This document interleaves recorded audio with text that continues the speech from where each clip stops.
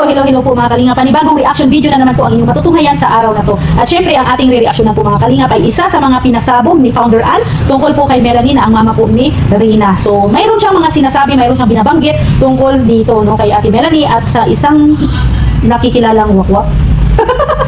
So, panoorin natin, pakinggan natin ang sinasabi po ni Founder Ann tungkol po dito. Hindi lang tayo sa tindahan. Ito na naman tayo sa Tia Dili, di ba? Ganda ng pagkabasa niya, Tia Dili, di ba? Shoutout kay Babalo na nagsasabi na time naman daw ni Melanie na siya ang makinabang sa pera ng anak niya. Laki mo talagang bobo, napakatanga mo talaga, Babalo. Alam mo yung sasabihin mo na si Melanie na naman daw ang makinabang sa anak niya. Ang hindi mo inisip ang pagkasira ng kinabukasan ng anak niya. Yan yung mga iniisip niyo, yung mga utak niyo, mga lutang, kasing lutang na mastermind ninyo. Tama ba yung pinagagawa ninyo sa bata? Kayo, si Melanie naman daw ang makinabang sa kita ng anak niya, pero ang kita ng anak niya, siya ang makinabang, pero ang anak niya ang naging kawawa dito. May nagsabi na pabayaan na lang daw. Kung ikaw pabayaan dahil hindi tayo concern sa bata. Dahil ilang taon yan pinagtyagaan ng Team Kalingap para mapabuti yan si Rina. Tapos pabayaan na lang ng ganyan. Siguro ikaw wala kang anak. Siguro ikaw wala kang matris. Siguro ikaw pinagkaitan na magkaroon ng pamilya. Kaya ganun. Diba? So, yun nga, no? Yun nga ang saloobin ni Founder Ann. No? At, alam nyo, may punto din siya. No? May punto din si Founder Ann dito. Ilang taon na inalagaan, no? Iningatan ng Team Kalingap si Rina. Di ba, pag concern, no? Pagdalaw or nakitaan ba na concern, ang nanay ay hindi natin nakita that day. No? Sa panahon na yun. May mga sinasabi pa si Founder Ann, no, na panahon na naman daw, no, ng nanay na siya naman daw ang makinabang sa pera ng anak. No? Parang yung ano kasi yung sinasabi ni Founder Ann dito parang direct doon po sa taong nasa likod ni Melanie, no? Yung sa likod ni Melanie siya yung nagsasabi, no, na yung sabi niya nga si Babalo, no, ano po, Aris in peace kay Babalo, ano? Nadadamay si Babalo dito. Yun yung pinagsasabihan ni Founder Ann, no? Na yun daw ang nagsabi na panahon na naman daw, no? It's a time na naman daw ni Melanie na makinabang sa pera ng kanyang anak. Kawawa naman si Rina, no? Kawawa naman si Rina pag ganun. Para bang ginawa si Rina na gatasan, no? Paano pala kung walang pera si Rina? Paano kung walang pera si Rina? Paano kung hindi siya natulungan ng Kalingap? Paano kung hindi siya naging viral sa Kalingap? Magkakaroon kaya ng amor ang tunay na nanay sa pag-aalaga dito? So, malaki may mga punto din si Founder Ann dito, no? Syempre, si Rina ay nakilala, no, minahal ninyo dahil po sa Kalingap. Yun lang po ang lagi nating pagtatandaan. No, kung walang Kalingap, hindi niyo makikilala si Rina. So, pagpatuloy po natin. Huwag puro kasi dada, huwag puro kasi satsat. Kaya kinuha si Rina sa barangay para madaliin. Kasi check up lang sa Sintlux. Talagang hindi talaga mananahimik ang Sintlux na yan. At saka 3 stories na bahay.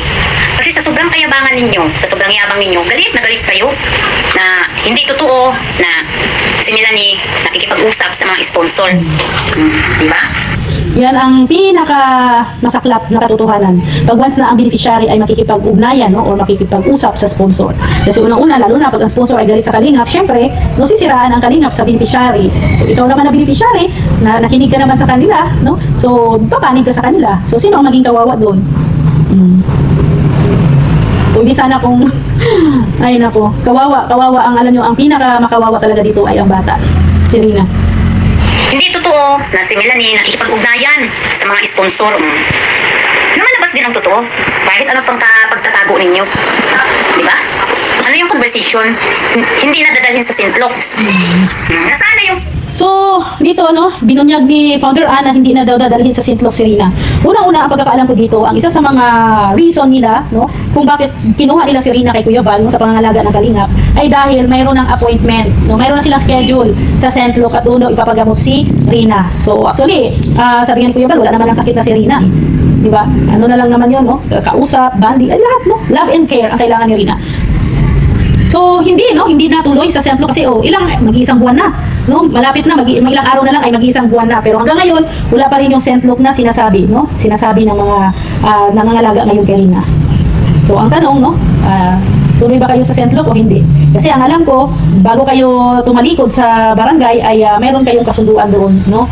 Kaya sana ay ito pa rin para i-prove nyo din po sa amin na pina-check up nyo talaga si Rina. Nakupos ninyo sa page ninyo na ang sabi 550,000 on Hana, tapos 200,000 sa ganitong team, tapos ganito bigay ng ibang team, nag-aantay na lang daw sila ng ibigay pa ng ibang team. So, ang nangyayari pala, no, ang ipapacheck up nila kay Rina ay galing sa contribution.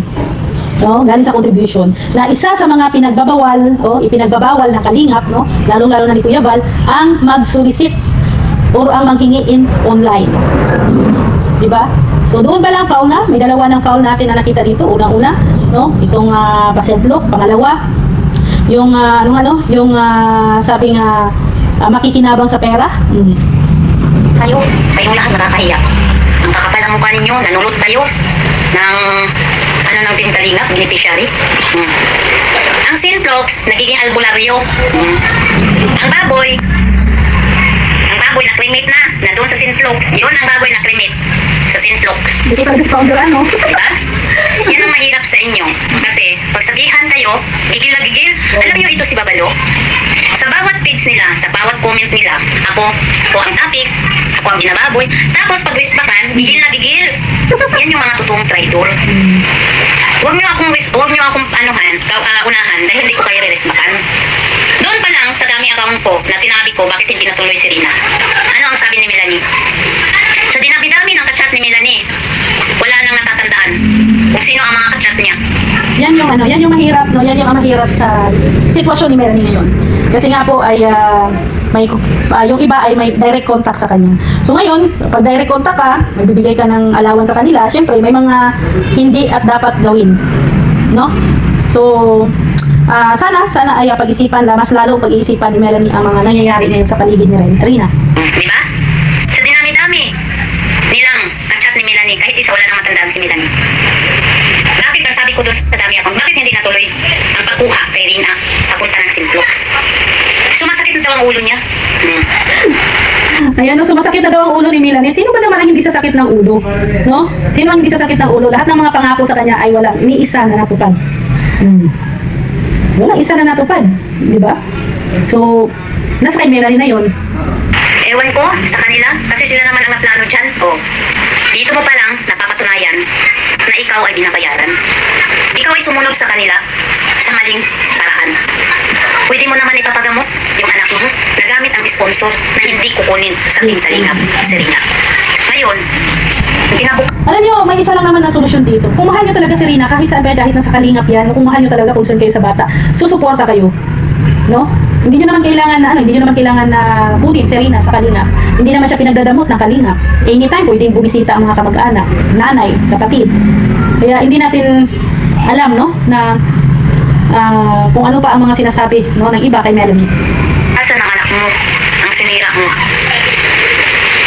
Kasi tayong magulang, kung hindi man tayo nakapagtapos ng pag-aaral, dapat doon tayo mag-ano sa anak natin. Na sila na lang ang pagpatapusin natin para makapagtapos ng pag-aaral. Huwag natin igaya. So, yun nga yung mga kalingap, no, ang mga problema dito sa pagkuha po kay Rina, no, unang-una dyan, controversial na Sentlok na yan. Controversial ang Sentlok na yan. At may naririnig pa tayo na dadalhin daw si Rina sa Manila at iiwan at ang mga ngalaga ko doon ay isa sa mga kamag-anakan din po nila. Kaya tanong ko lang, no, parang nalilito din ako minsan. Tanong ko lang, yung nanay, si Melanie, kinuha niya yung anak niya sa pangangalaga ng kalingap. Unang-una, wala siyang alalahanin. No? Wala siyang inaalala nung panahon na nasa kalingap ang kanyang anak. Sa school, wala siyang problema sa school. Sa gamutan, wala siyang problema. Sa mga damit, pagkain, no? Lahat, no, ng mga pangangailangan niya rin. Walang problema ang nanay sana. Hindi ko alam anong nakain or anong nag-udyok sa kanya, no? Na bakit nagbago ang isip ng nanay. Ngayon, no? Ngayon, syempre, siguro nagkakalabuan na. Kaya ayan, sumasakit ng ulo ni nanay. No, ni Nanay Melanie. Pero ganun pa man, ay kung mahal po ninyo si Rina, kahit saan pa po yan, kahit nasa kalingap yan, kung tunay talaga inyong pagmamahal sa bata, susuporta at susuporta kayo. No? So dito ko na lang i-end ang ating reaction video tungkol dito sa pasabog ni Founder Ann.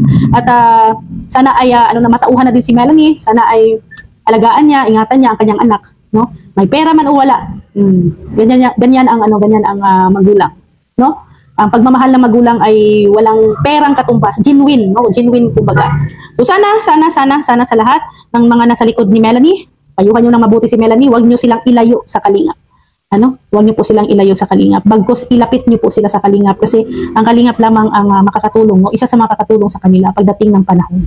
No, sana po suportahan niyo po ang channel ni Kuya Val Santos Matubang at Edna Vlogs in Kalingap Rab. Syempre ang buong Team Brooks, no? Nandyan po ang ating team leader si Kuya Brooks Vlogs, kasama sila Red Noveno, Lorny TV, Kaprong the Vlogs, Rex Vlogs, It's Me, Lindell Vlogs, at syempre ang inyong abang lingkod, Rhea Olarte. Maraming salamat po mga kalingap. See you tomorrow. God bless everyone. Bye-bye po.